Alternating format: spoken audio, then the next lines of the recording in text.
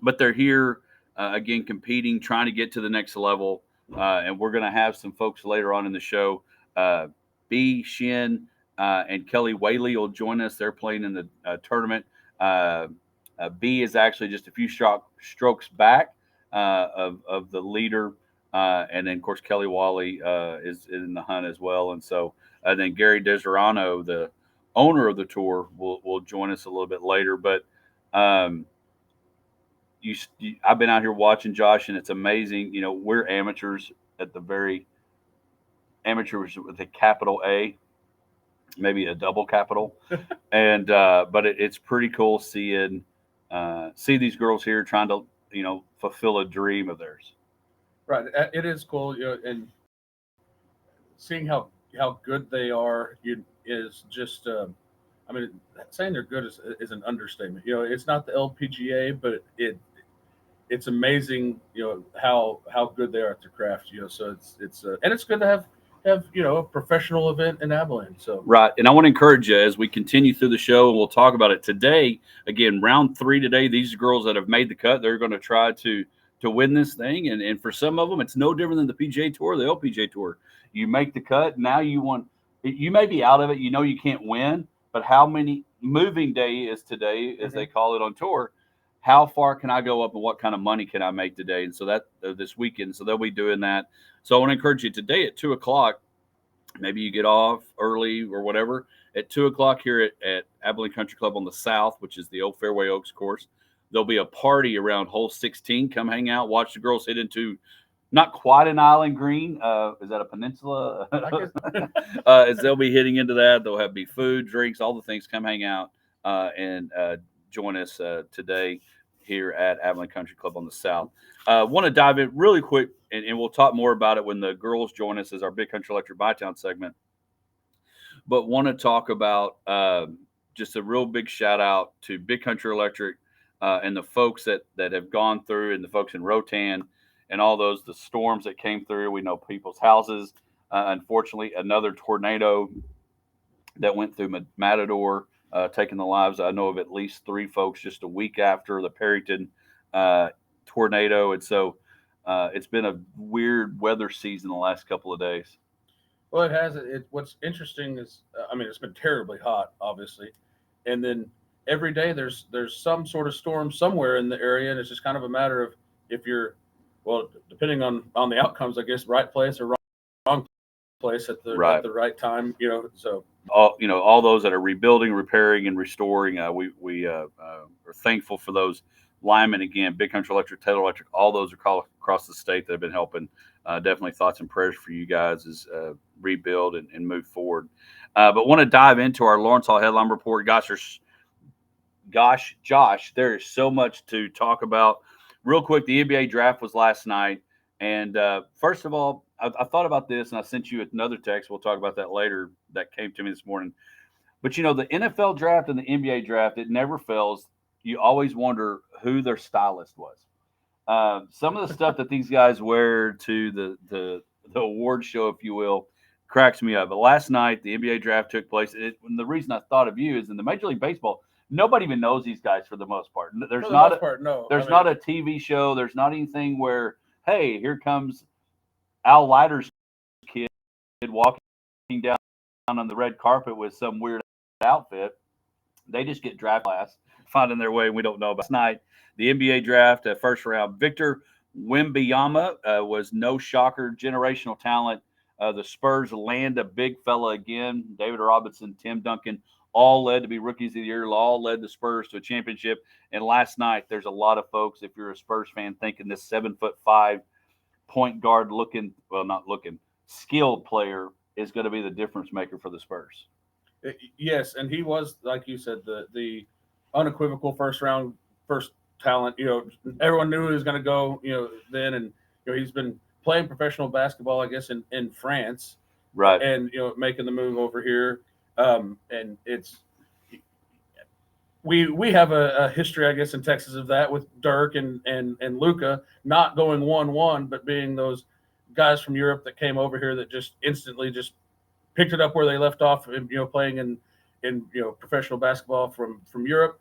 Um, But this guy, he obviously looks to be the real deal. We'll see how it plays out. Right. And then going number 2, Braden Miller, the Alabama controversial guard. I hope he learned from Ja Moran that you don't mess around with guns, because when you do, bad things can happen. And so, NBA draft last night, the Mavs in a trade end up getting Derek Lively, the 7'2" center from Duke. He'll be a new Mav. A couple of other things that happened in the NBA. I mentioned the Ja Moran getting a 25-game suspension. We thought it was going to be the year, went down to 25 games, but he is suspended. A couple other things that happened. Mike Dunleavy, the new general manager of the Golden State Warriors, they're going to be having Chris Paul being traded to them. And then Draymond, they give up. Jordan Poole is going to the Wizards, and Draymond Green declined his option. So we'll see if he ends up coming on board, and Bradley Beal, the Phoenix Suns. The other thing, and we'll talk more about it last night, the College World Series, Josh. The College World Series reminded me this morning of the XFL, in that if you've not been watching the XFL, you missed out on some pretty fun football. At times it was a little rough, but it was fun to watch once you watched it. If you've not been watching the College World Series, it's been actually entertaining to watch. But you just got to know that it's on, because everybody's so busy. The reason I compared it to the XFL is, in the XFL, everybody's doing everything else because it's not football season. Well, right now, everybody's watching Little League Baseball. They're going to galas. They're going to the rooftop. They're going to Potosi Live. And so you're like, oh, the College World Series is on. And then you look last night, and Tommy Tanks hits a 2-run bomb to send it to a SEC, which people probably don't like, but it's an SEC championship, just like football is. LSU and Florida will be playing for the whole thing. Right. It is the all SEC thing, which is not I think the greatest. It limits the fan base a little bit, having just teams from that conference in that area of the country.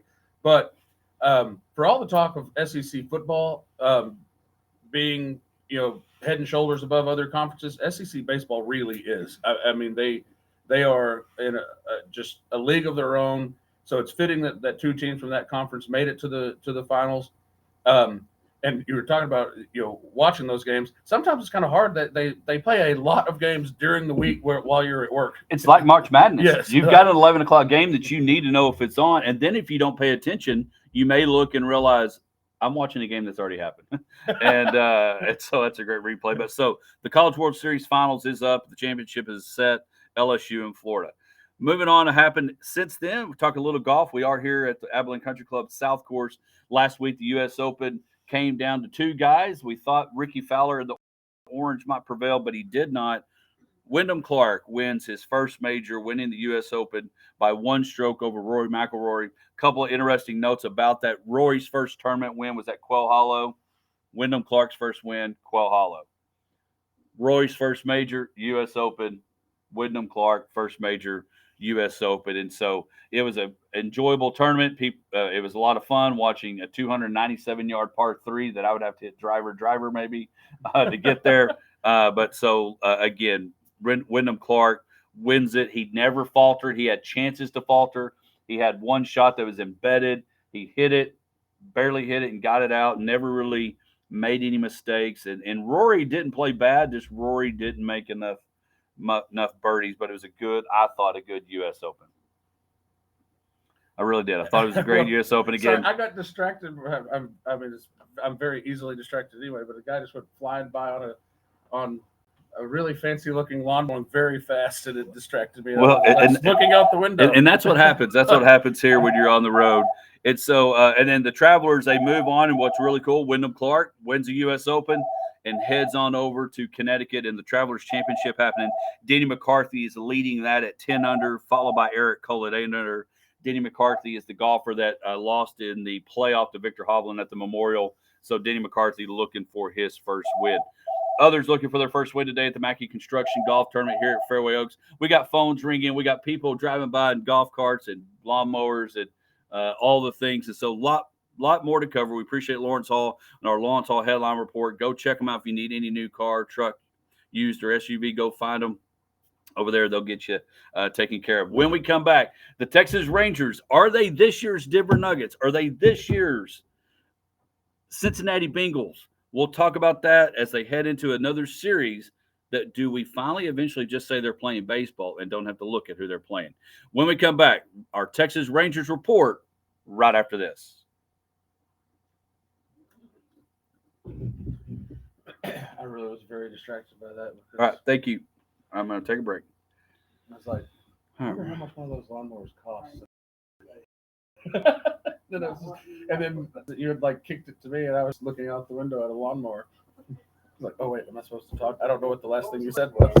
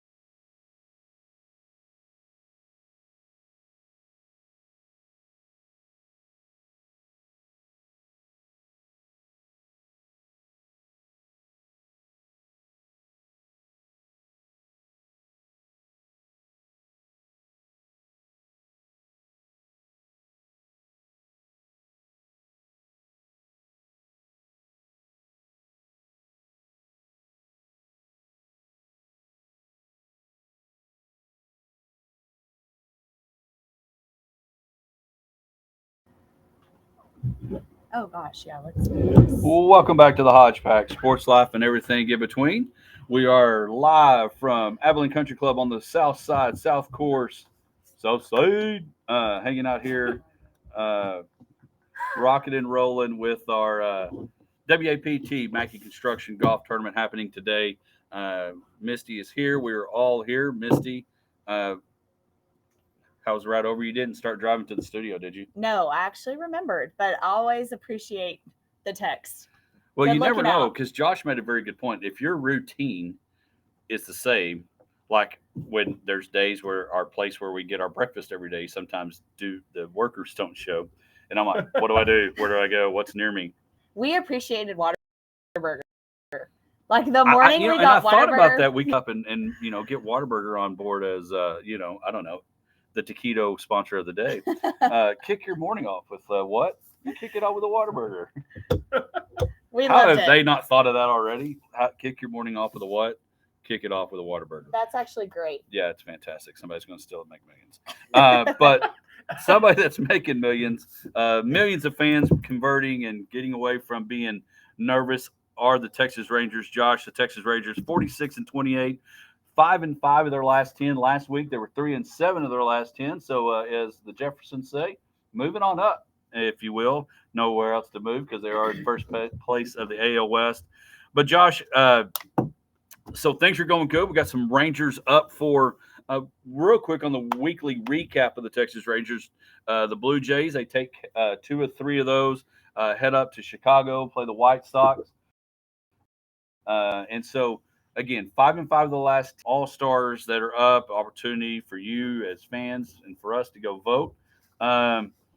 18 games above 500, first place. Is this 5-game gap the biggest gap we've had at the top of the leaderboard?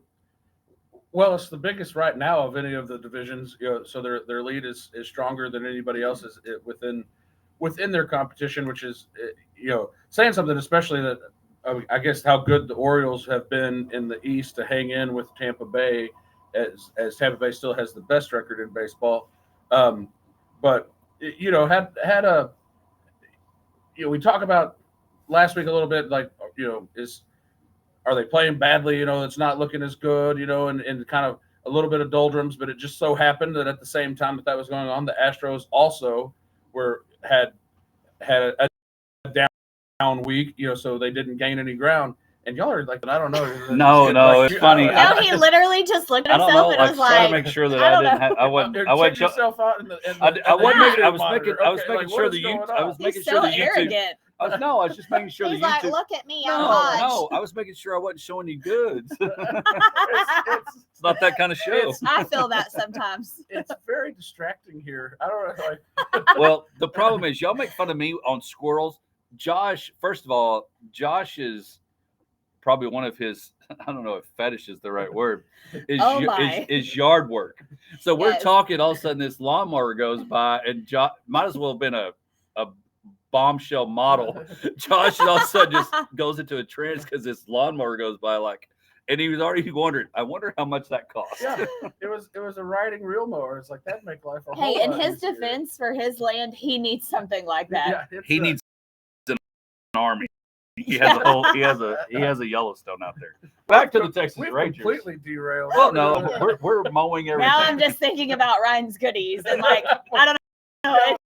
It's getting really weird. Stranger. I know. Yeah, goodies. Well, go ahead, Josh. But anyway, as I had many conversations with people, and I think I mentioned it on the air last week.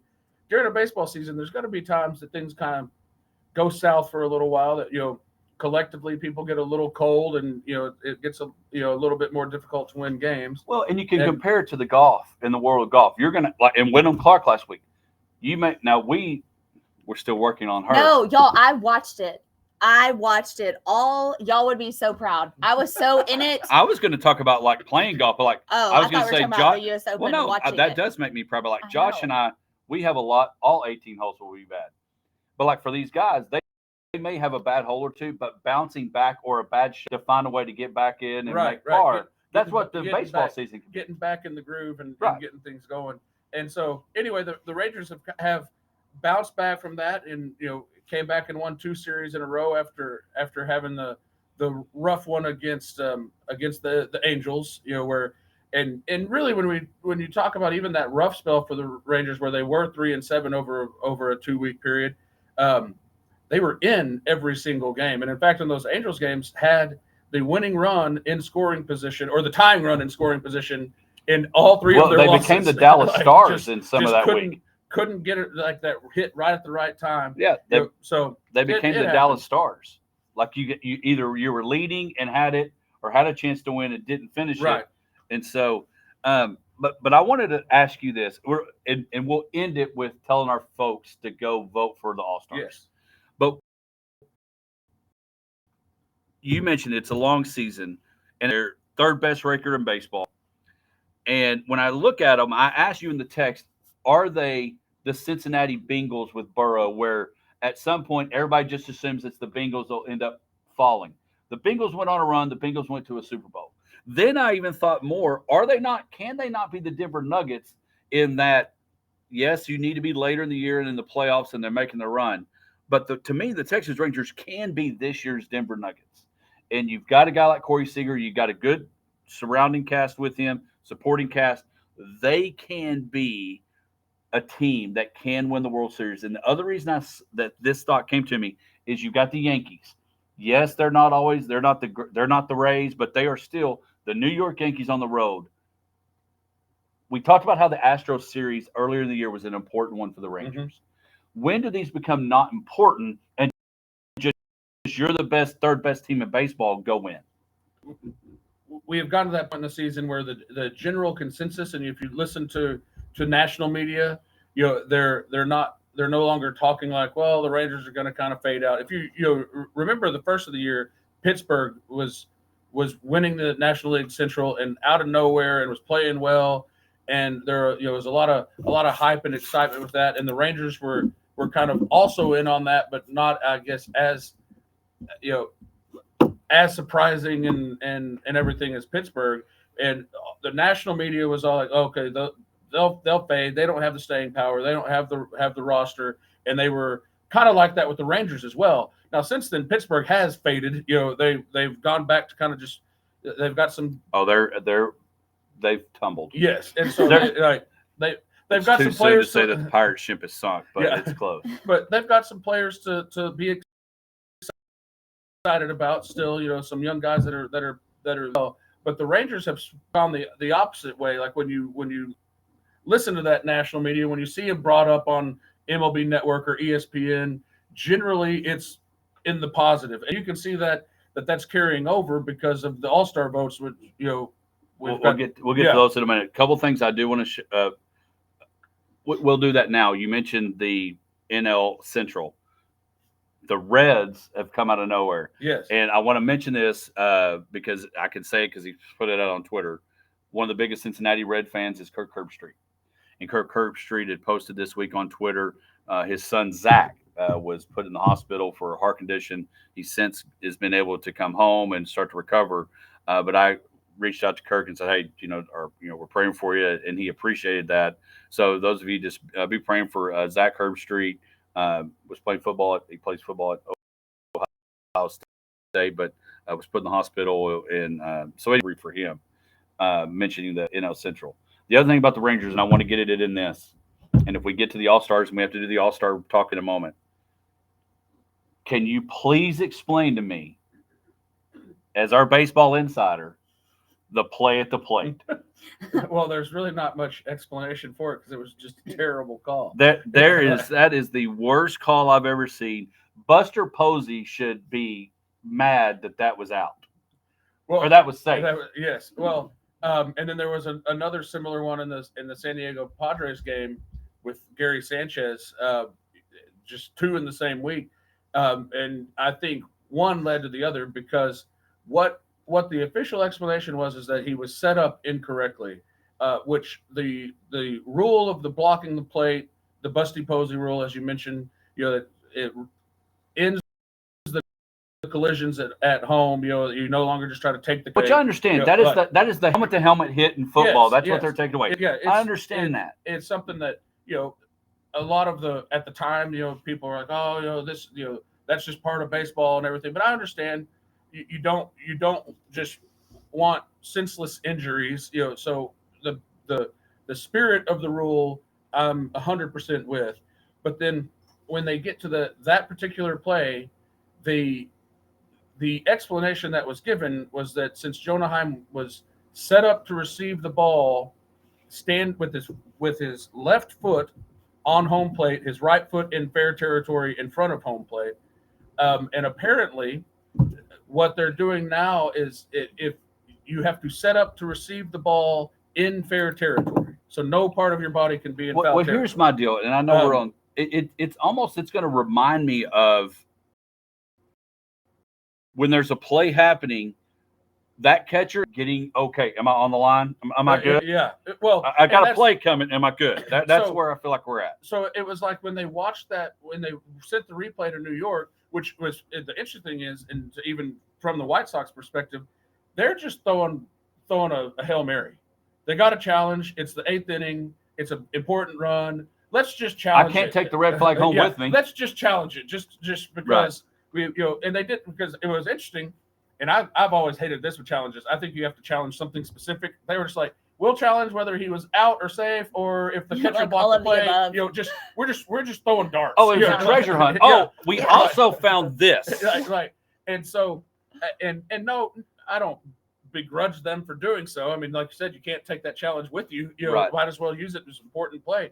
But to say that it was because of where Jonah Heim was standing when the throw to set up to take it up, he did not block the play. No. He did not impede the runner. No. Where he was standing did not affect the runner at all. You know, Yeah. so I mean, it's a dumb rule. Right. You know, you can say don't block the plate, and I'm fine with that. But we're going to say this guy's safe because before the throw even got to you, before the runner got there, your foot was standing on the plate. Right. Makes zero sense. We got to go to commercial, but it's the equivalent of the officer. I think you thought you were going to speed, so here's a ticket, even though you didn't speed. When we come back, we'll kick off the All-Star voting, and then we'll talk about Misty's experience with U.S. Open and blowouts, no blowouts, college championships, all the best. We'll be back right after this. And in the San Diego game, they did the same thing, but I'm going to take these off. throws coming from right field, and Gary Sanchez was in front of the plate, but his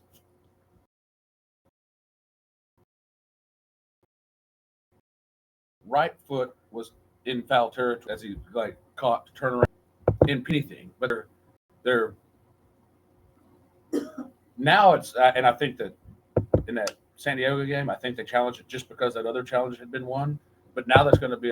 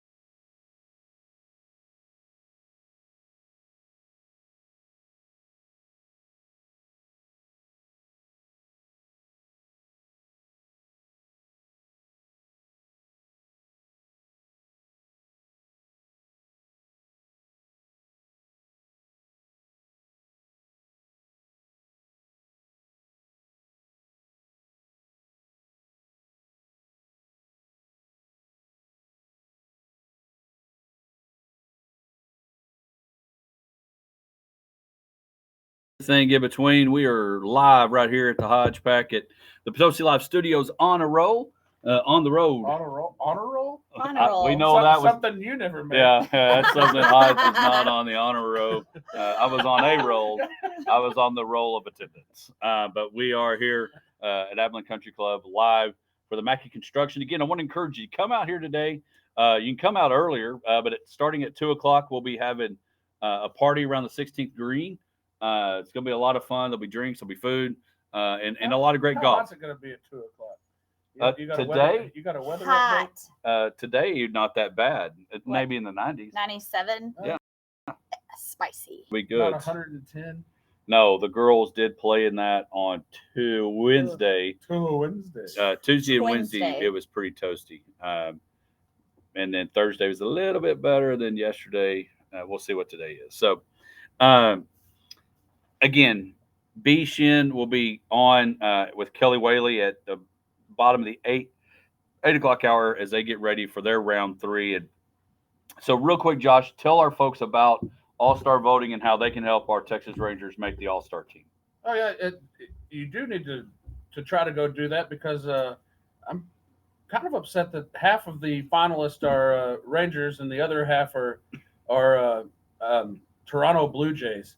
It seems like when you just have, I guess, with not really fitting finalists, I guess, from the Toronto Blue Jays, the guys that, like, some of them do have some star power, and Bo Bichette's on there, and Bo Bichette has had a very good season at shortstop. He should be an all-star. If you go on the deserving factor, he might actually deserve it more than Corey Seager, even though Corey Seager has been amazing. Corey Seager missed a month, so I could see Bo Bichette being the starter.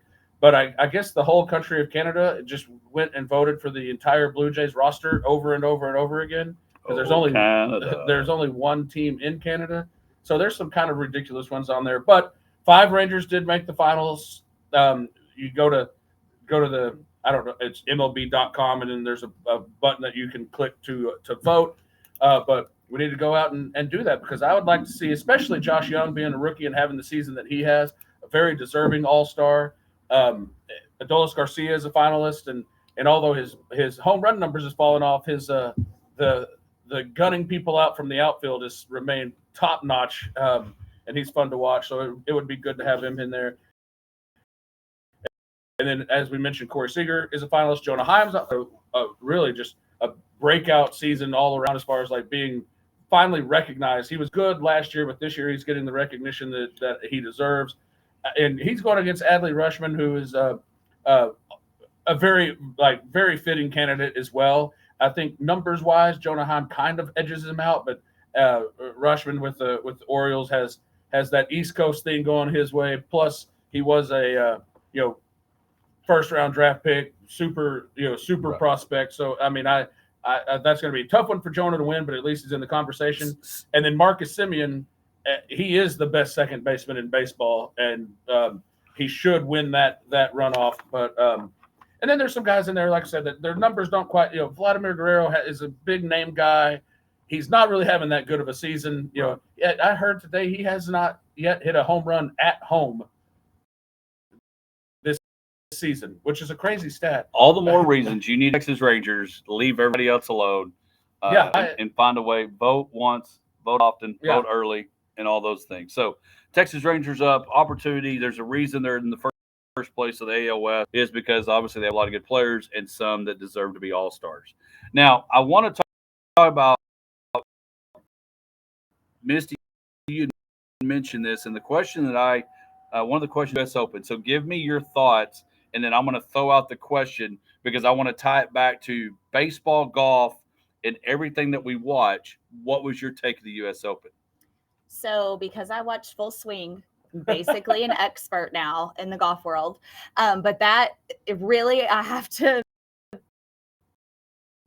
give them props, because that show really kind of made me want to kind of with these specific golfers. And so I was like, okay, I'm going to watch, and saw that it was between, Wyndham and, I don't know, props to both of them, but Wyndham had several in the rough down the stretch. Like the last, I can't remember. out of the last 5, I don't know if maybe 2 or 3 were in the rough, and there was one he completely missed. And then Rory comes back. It was so exciting. And I was like, who am I right now? Like, I'm geeking out and nerding out over golf, and Clay too. It was just really funny. Now it's funny. Have you ever geeked out on golf, Josh? I mean, some. I used to watch much more golf than I do now. I just got to where. Did you watch the U.S. Open? I did not. Okay. Right. You would have been geeking. I thought about it, and then I just never got around to it. And I will tell you, this year's U.S. Open, one of the benefits was that it was. Here you go, Josh. No, I was like, just a gator. He's got one of those. But it wasn't a fancy mower, just a regular gator. Or a bombshell. Yeah. Nope, not a bomb. But this year, what was fun about this year's U.S. Open was that it was on the West Coast and teed off later, so you got to watch primetime golf like you would for an NBA Finals game or a World Series game. So I do think that helped some. And it was almost, that's why I've been a big fan of the PGA Tour all year long. And even though Wyndham Clark earlier won that Wells Fargo championship, it was movie-like in that you had her who is trying to win that first major, trying to win again for the long time, stayed back, didn't go to live, and then he was in it. And leading until and then it went south on Sunday. Right. And then, of course, Wyndham ends up, like you said, Misty, we were talking about baseball. He found a way not to derail. And Rory never derailed. He birdied, but then never birdied again. Right. And just missed some putts that didn't fall. And what I want to tie back to this, Josh and Misty, was, would you rather watch high-scoring, bomb after bomb baseball games, or a pitcher's duel that we saw last night with LSU and Wake Forest that ends with a walk-off bomb? The reason is we went and watched the U.S. Open. We got to watch him. Mark Keimer Sunday was worthless. But when Tiger was dominating the Masters, it was impressive because you were watching Tiger, even though there was no chance he was going to win or lose. What do you like watching? Do you like touchdown after touchdown, defensive battle? When it comes to watching games, and golf is different because it's head-to-head right there. What do you enjoy most? I think I guess it's kind of hard for me to answer that because I went to a couple of Rangers games against Seattle earlier this year, and the first one was the fastest baseball game I've ever seen because John Gray was pitching for the Rangers and Luis Castillo for the Mariners. The Rangers didn't get a hit for 6 innings. The Mariners, I think, on the day got 3 hits total, and the Rangers win a close one. I can't remember if it was 2-1 or 2-0. I mean, it was like a very close, quick game that the Rangers really just put together one inning where they scored any runs, and it was zeros everywhere else. And that was an exciting game because it's close, but I don't know if I really but for you understand that more. For the person that's going to watch a baseball game, we're bored out of their mind. My sons were there, and they were like, boring. Like Barrett was very upset that no one hit a home run. Right. And they scored 12 runs, and it was not, they just buried Seattle. It was never close, but my boys thought that was better. So. All right. And so for you, this past Sunday, you got to watch an intense, close golf tournament that involved that. So I'm all about the tit for tat. Like, I love the back and forth in any sport that I'm watching. It's probably why I have some gray hair under here, but I just love the intensity of watching it come down to the wire. But I love watching. Now, if both teams are bomb after bomb after bomb, okay, because we're still tight. It's still back and forth. In a football game that ends up being 40-something to 40-something, but it was like one team scored to take the lead, and then the other team scored to take the lead, and then you got to come back and try to, Right. Like I love that. Yeah. But I think the opposite in the baseball world, as a fan, and I would consider us football fans. As a baseball fan, I enjoy the 0-0. Who's going to score that one run? It's going to be enough. But in football, I don't want to watch an 8-6 football game. No. No. I don't want to see that because I don't think that's exciting because it's normally 3-and-out stop, this close, maybe missed a field goal, and that's why it's still 0-0. Or they had to settle for a field goal, and it's 3-0, now it's 6-3. Those are tough to watch. A 10-8 or 8-6 baseball game, it'd be quite a few runs. But as long as it wasn't just kind of, as long as there are those like anticipation moments where like, oh, this game's close and we got a runner on second, we really need a hit, and whether they do or they don't, and that atmosphere, I guess that's the main thing for me as far as like watching a game. As long as it never feels like. If the room doesn't evaporate, if the excitement of the stadium doesn't go out the door, it's still good. You've seen games where you could say in basketball, any sport, where you look at the final score and that was kind of close, but if you watch the game, it really never was that close. There was no drama. But I just like the drama. Sorry. Yeah, I love the drama. I was just gonna say, like with the U.S. Open, if I would have turned it on. And, I don't know, Wyndham would have been 15 under and Rory would have been 9 under. I probably wouldn't have watched. Right. But whenever I started, I was like, ooh, this is getting, they were just a couple strokes away. So it kept me. And then whenever it kept going, hole after hole, I was like, I'm telling y'all would have been so proud. I was like on the edge of my seat. And then I'm like, who's Wyndham Clark? Like, never heard of this guy. And I think the other thing that helps this is that you start hearing stories about had won $400,000 up until the Wells Fargo, and how that changes, and you start hearing the stories, and you've got Wyndham as Rocky and Rory as the rubber laying, and then you end up getting the championship. And so, put us if you're watching, tweet us or whatever on how do you like what's your best part about a game in the excitement of it. When we come back, we're going to go open up Misty's bag again. Don't forget to go vote for the Texas Rangers. Let them be on that all-star team. Let them enjoy that and maybe get a big check. When we come back, we're going to go open up Misty's bag. We'll all be nervous. We'll be back right after this. I'm getting a crick in my neck from like looking that way at y'all all the time. Well, stop looking at us. Stop looking at me. Stop looking at me. I'm not the lawnmower. You weirdo.